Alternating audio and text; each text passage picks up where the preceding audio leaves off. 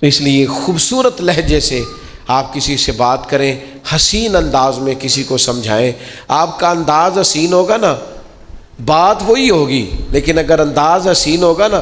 وہ ایک بادشاہ سلامت تھے، ان کو خواب آیا کہ میرے سارے دانت ٹوٹ گئے، تو ایک تعبیر کرنے والا بلایا۔ اس کو کہنے لگے میں نے خواب دیکھی ہے میرے سارے دانت ٹوٹ گئے، تو اس نے تعبیر کی۔ وہ کہنے لگا بڑے دکھ سے بتا رہا ہوں، آپ کی زندگی میں آپ کے سارے رشتہ دار، بال بچہ، بہن بھائی سب فوت ہو جائیں گے۔ بادشاہ نے تلوار منگائی اور تعبیر بتانے والا بھی مار دیا۔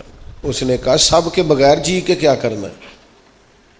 اس نے ایک اور بلایا تعبیر والا، اسے کہا تعبیر بتاؤ، خواب میں میرے سارے دانت ٹوٹ گئے ہیں۔ تو کہنے لگا بادشاہ سلامت مبارک ہو، اللہ تعالیٰ آپ کو اپنے خاندان میں سب سے لمبی عمر عطا فرمائے گا۔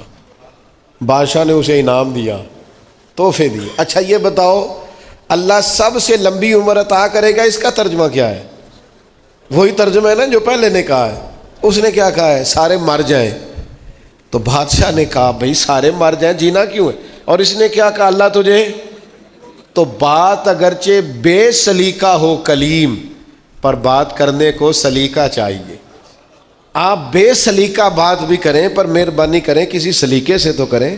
تو لوگ سلیقے سے بات نہیں کرتے، لہذا اس کے نتائج ٹھیک نہیں نکلتے۔ اپنے ہی بچوں سے بات کریں، اپنے ہی شاگردوں سے کریں، اپنے ہی ارادت مندوں سے کریں، پر ذرا سلیقے سے کریں۔ آپ ہی کی بات ہوگی، وہی لہجہ ہوگا، پر اس میں حسن پیدا ہو جائے گا۔ کچھ لوگ ایسے ہوتے ہیں جن کو دیکھتے رہنے کا، سنتے رہنے کا اور ان سے بات کرتے رہنے کا سنا ہے، بولے تو باتوں سے پھول جھڑتے ہیں۔ اگر یہ بات ہے تو چلو بات کر کے دیکھتے ہیں، تو لذت آتی ہے ایسے لوگوں سے گفتگو کرنے میں۔ اللہ تعالی ہمیں زبان و بیان کا حسن عطا فرمائے۔